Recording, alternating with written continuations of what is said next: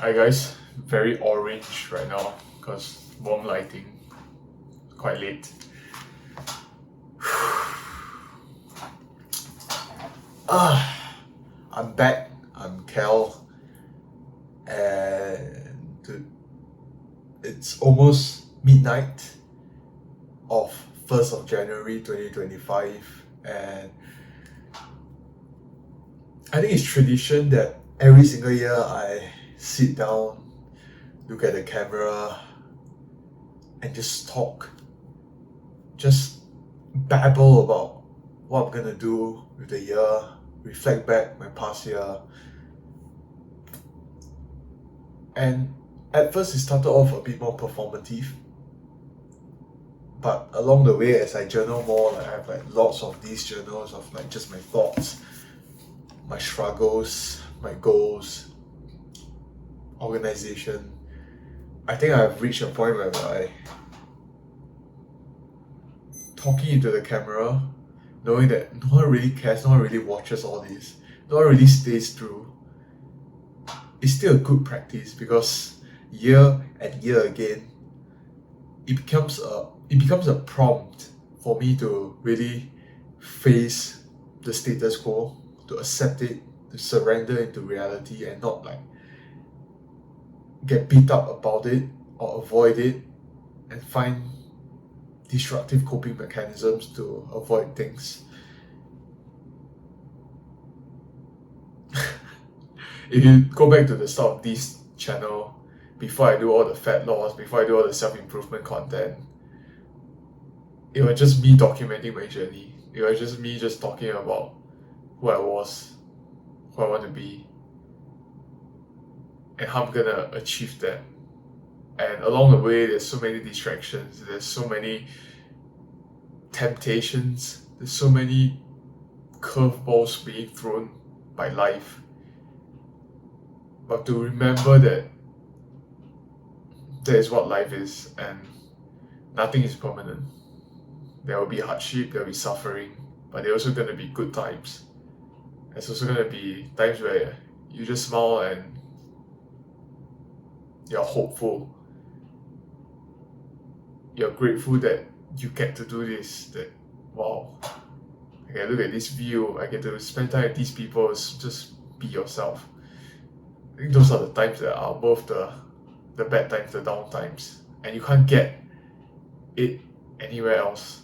As deep as it sounds, but it's always about quite balanced. With joy, you come suffering.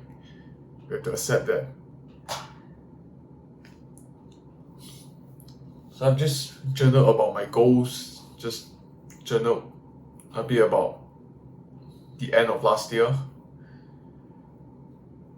This year is going to be interesting because I am going to be studying again after army, and I've been working for a few months. Work has been slowing down intentionally. I just don't feel like putting in as much work right now because I don't have clarity in the interior design career path now. I don't know, do I wait or do I put in extra work that might not amount to much? Therefore, I've been spending a lot of time just working on myself, reflecting, thinking, reading, listening to podcasts, talking to my friends, my family. I think that is something that if there's something I've learned in these 3 years of self-improvement since the fat fuck version that you have seen, is that it's very important to have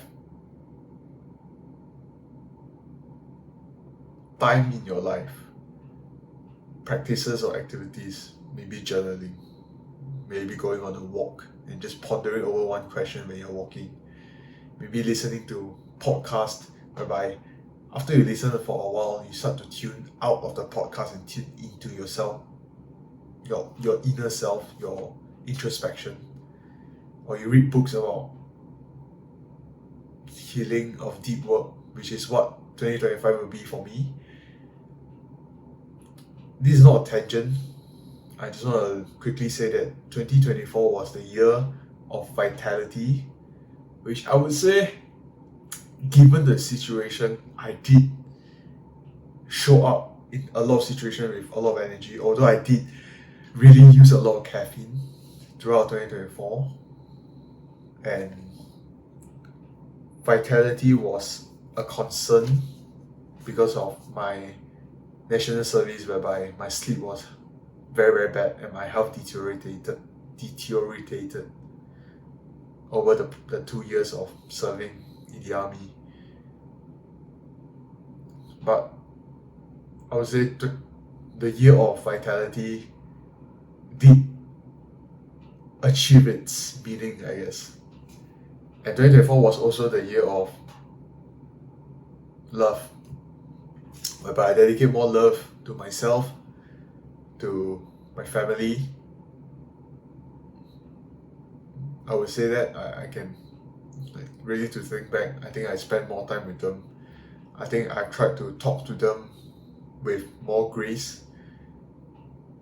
There are still times whereby criticism, whereby judgment will come out of frustration instead of love. But I reflect on those moments and I do feel guilty.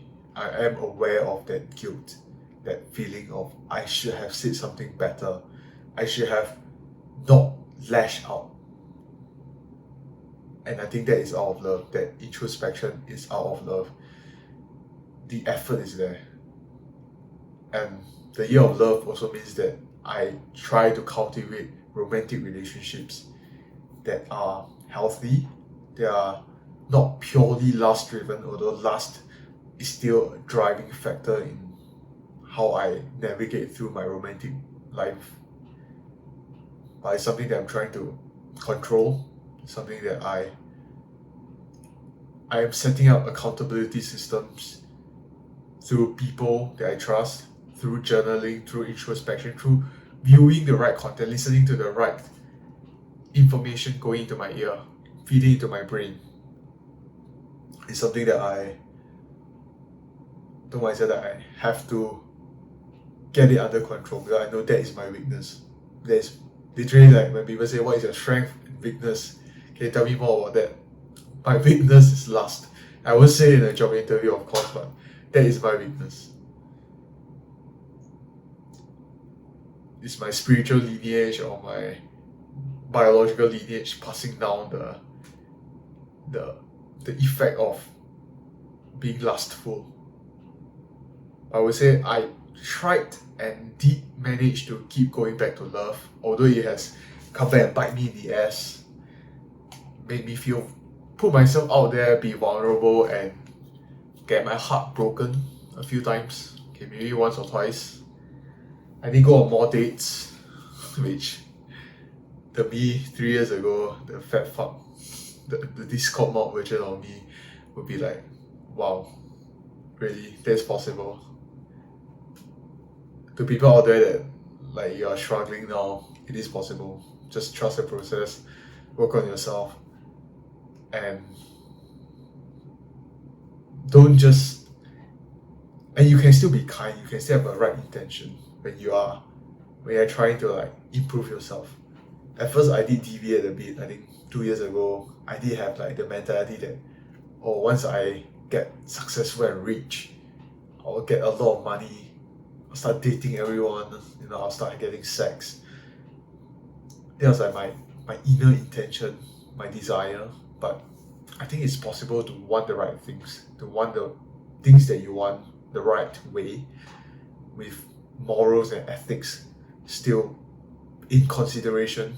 You're still on top of your desires instead of letting your desires control you. I see a lot of examples of people around me, of like friends of friends, that they got absorbed by their desire. And I'm not saying that don't have desires. Sometimes we get fearful, but when you get absorbed by your desires, that is when you become someone spiritually chaotic. And one day you won't appreciate the kind of person that you have become, and it takes a lot of pain based on the things that you've done, the things that you have to admit, the things that you have to reconcile, that you have to, I guess, like pay back. The unease, the mental unease, the emotional unease that once you face it, you have to go and like resolve it. You have to face that, and you cannot escape that. If you're escaping that, means you're avoiding, and the only way to avoid that pain that is growing is through means like drugs, alcohol, meaningless sex, things that are destructive to your soul, to your unconscious mind, the mind that you don't really tap into but is still dictating the direction of your life.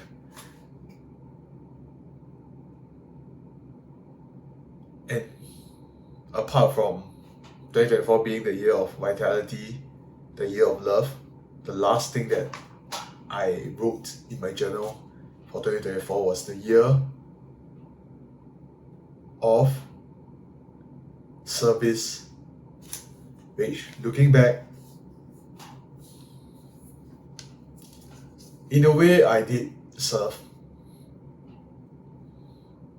I still served my country. I didn't take an easy way out, although I did fall sick from time to time to regulate honestly, just to make sure that my health don't go too badly. I get the proper sleep, I get my mental health in check, and I don't cope using things that I know for sure will have long-term consequences. I did serve in that way, but I also did serve in making myself more competent, to dedicating myself towards certain goals, even though I didn't achieve, like, I would say most of my goals that I've set at the start of last year. I've achieved a few of them, but the process of trying to achieve these goals has gotten me more competent, gotten me more intellectually useful to people, making me more precise with my words, making my mind clearer and more articulate, so that ideas can be passed onto audiences, onto my friends, onto people that I've met in life, that cross paths with me, that yearns for that deeper connection, the deeper conversations. And to me, that is a form of service. And I did not focus on monetary gains, although one of my goals were financially incentivized, but I think it was preparation for this year, whereby monetary value could be something that I need to focus on. Like, I think it's the only time that last year I spent it trying to prepare the groundwork, build the foundation basically. And this year I have to utilize that strong base to build something, build systems to get me money, so that with money I can do more things. Like, actually I need money to eat food, to make sure there's no mold on my ceiling, to get new gear, to be generous with my people, to spend time with them, to go on trips, to gain experiences, to live life, to go on an adventure. We all still need money for that. To study, because I'm embarking on a psychology degree. I need money for that. I also need to start investing and save money. Financially, I have to pay more attention. It's that season again. I went through some sort of personal finance phase a few years ago, but now it's time for that version of Cal to resurface. Yeah, basically that is the thing that was on my mind when I talk about service. I also did serve, perhaps spiritually. I'm not very sure on that. Like, I did go for more Buddhist sermons, Tibetan Buddhism in particular.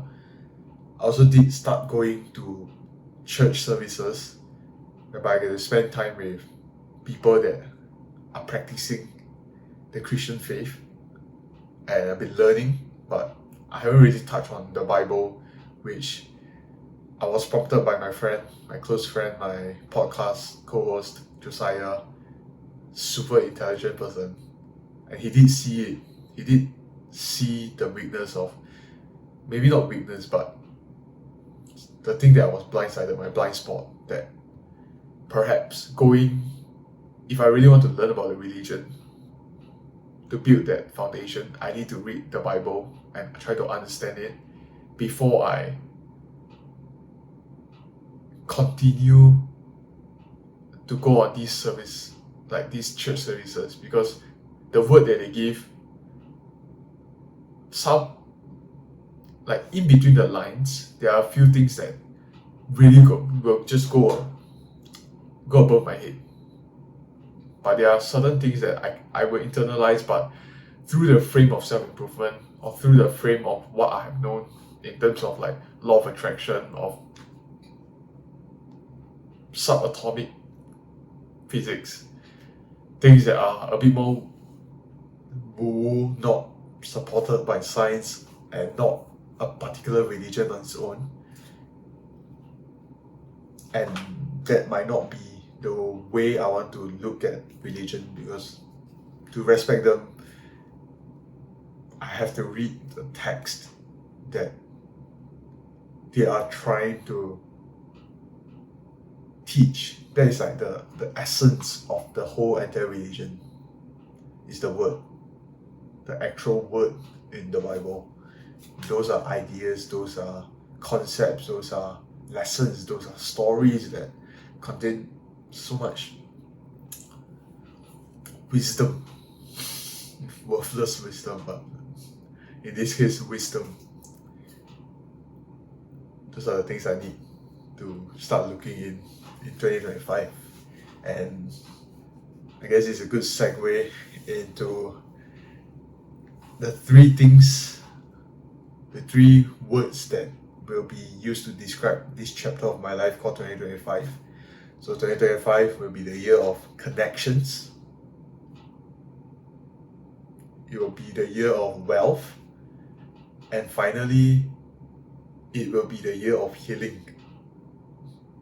So let's talk about healing first, because I am kind of motivated, inspired by this guy called Jordan Peterson or something, talking about healing, and it's very, very psychology based. And I realized as I'm learning psychology, I know for a fact that I need to work on myself, and I need to ground my psychology degree, my journey of learning it, onto something bigger than just trying to get a degree. The purpose, the meaning when I'm studying, when I'm reading about certain concepts, when I'm doing assignments, I need to, the meaning will be, the why will be, this is for healing purposes, this is for me to equip myself with the tools, with the knowledge that I can use, not just on myself, but eventually to other people. And if I just do half-ass efforts, or I don't really care about the assignment, I just like copy from ChatGPT and just forget about it, that could mean that I will wrongly diagnose something or say the wrong thing to someone that I could have said the right thing, could have changed their life in the future. Because one of my goals, or like my direction, could be psychologist, or I have to try to get to maybe not a PhD, but a PSD, a psychology doctorate, so that I can be a lecturer to teach about psychology. Because to me, teaching is the best way to learn, and I do find enjoyment in learning all these concepts and be able to educate people, to edify people, to help people see their lives, see their direction, to change their trajectory of their life, to see everything in a new light. I think that is very, very fulfilling. That's what like gets me going. That's why I even want a podcast. I think having a doctor title or having pursued the path of psychology will give me a lot of credibility. Like let's say Dr. Andrew Huberman. He's a neuroscientist. That's why we listen to him, and also like he did back it up with like his lifestyle. You can see like his build and everything, and therefore like I want to go towards that direction. But all in all, healing is important because I feel that I do have a lot of like trauma that maybe it's not from big issues, but they are still dictating my unconscious mind. I'm self-sabotaging. I'm attracting people that have that trauma too, that haven't resolved it. I think healing is important also because it's not just the mental or psychological healing. It's also the emotional, the mental, the deep emotional traumas that I might still feel that I am not super aware of, that I have to go and face. I think that is very important. And if I can heal, I can use it. I can help other people heal as well because I have that reference experience and I'm able to communicate the struggles. It's like when I'm fat and now I'm relatively fit, I'm able to write a page in a fat person's diary of how they feel, of the pain, of not knowing what to do, of the guilt and shame when they're trying to get healthier but they don't know how to control themselves. Like it may seem it's just like, oh, you just need more discipline and willpower. It's not as simple. If it's as simple, there's no fat person out there already. Yeah, so that's what healing is to me. Oh. Yeah, and 2025 will be the year of wealth. I've talked about my financial goal, I fell down on a bike yesterday on the way to catch the New Year fireworks celebration, and I fell down. Bam! It's fine now. It's not really a deep cut, but a big chunk of my skin from my knee and near my elbow here has fallen off. They're gone. And showering is a pain now, but I still shower like 3 times today, so I can take pain. Okay, back to wealth. Financially, I need to be more stable. I need to have an income. And I'm studying part-time, so I will need to have systems in place for me to be able to grow financially in terms of my career, but also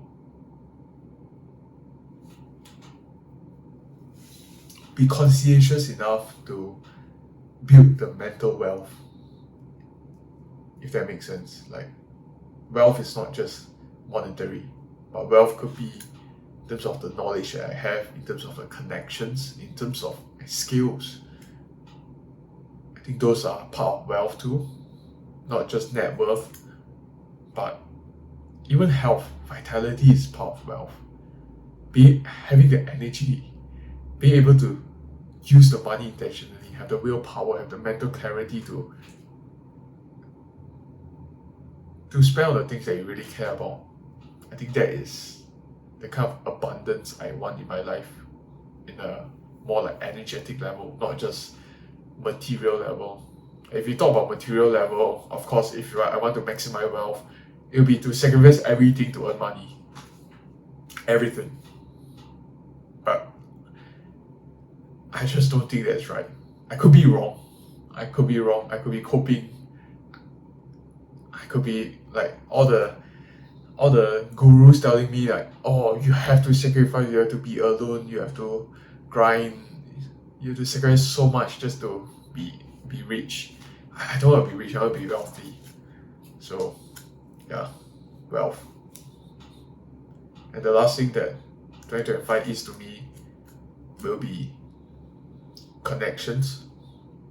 Connection to the universe, the source, God. I think that's quite up there.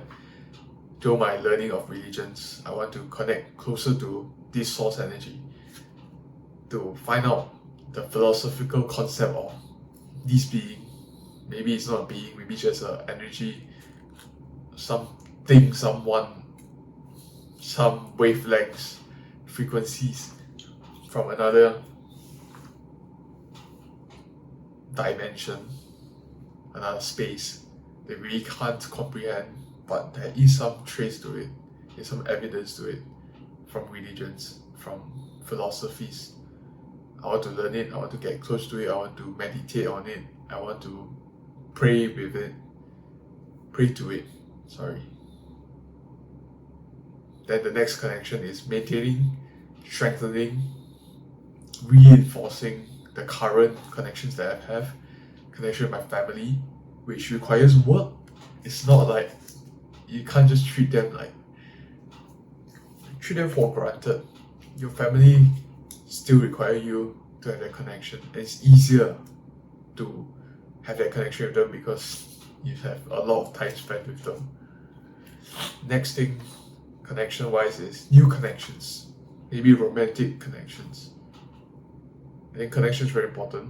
This year there's no love, but I do have a goal of wanting to find and cultivate a romantic relationship that is healthy, that is loving, that's enriching, that we both can benefit from it. But connections will be the most important thing. It will be something I'm optimizing for in 2025. And connections could be based on the intensity with this person.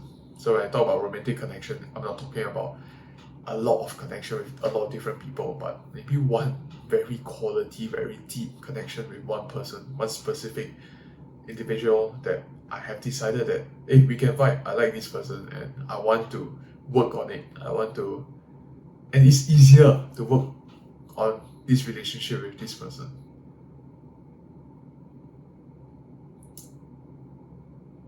I did not achieve that in 2024, I guess. Did come close once or twice, but it didn't work out. But 2025, I will keep trying. And yeah, those are my intentions for dating, I guess. Well, I've talked about the three things, the three seasons of life, I guess, in 2025. I can go deeper into my goals, but I think this video is long enough even for me to watch back at some point. I might make another video on goals. I'm not even sure if how many goals is too many goals. I might need to shorten the list down a little. Yeah.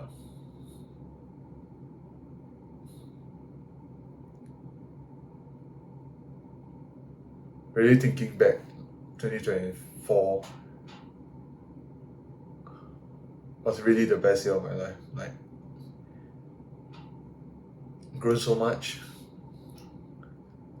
but I really didn't stop and think how good it was. Like, I get so many new experiences. I get to show up as this person that I am right now, and to think that, like, you've seen my fat self, my fat past self. That person's life is miserable. He's smelly, he's lonely, he's coping, he's lust-driven all the time. He don't have energy. He's not doing anything fun. He's not cultivating anything meaningful. like I'm having so much like meaningful connections nowadays. I'm like talking to people, like smiling and like really connecting on the deeper level. And that version of me just talks about video games. I never get that. And that is what I find fulfilling, and I feel bad for the past me. I'm really grateful for how lucky I am. Maybe to some people it's not luck, it's God. Yeah, I'm grateful for God, for the universe, for bringing me this. I've learned about manifestation. I've listened to affirmations to sleep. I've journaled down my older version. I've journaled down that I'm this person that I am right now. You can say I've attracted this version of me, but without luck, I wouldn't even know about manifestation too. It could really just be psychological and luck at the same time, but I would like to think that there is this energy in the universe that he has a plan. Maybe it's not a he even, but the unconscious mind, you that learns about this concept, you will know what to do with it. And if you believe, you trust it, you have faith in it, you will eventually get to it. Like,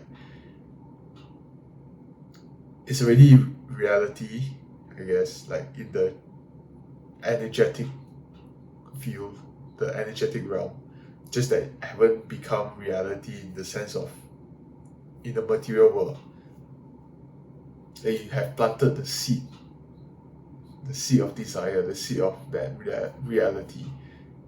You're just waiting for time to pass and slowly doing the right decision, slowly meeting the right person, slowly putting your focus. And today I just talk about focus through the Jordan B. Peterson's podcast with Andrew Huberman. How focus is, you aim through the human gaze. We are built to throw something, and to throw something at a target, we'll have to focus on that thing, then we execute the throwing. That's like what humans is built to do, even in the spiritual context, even in the mental context. So like in my vision, I need to see the kind of person that I need to be, see the lifestyle that I want, see my purpose, see my loved ones, see my kid, my future, with as much focus and clarity as I can, so that, like a picture, everything else is bokeh, it's blur, when you are like focusing on that thing, that one point. Like just hold your hand out or hold something out and just look at it with intense focus, and you realize everything else will be blur. So I believe that to manifest something, you need to cultivate that vision, to be a visionary. Once you have that vision, once everything else is blur, you will slowly navigate through that path. That you won't even consciously know that you are taking that path, but you have visualized it.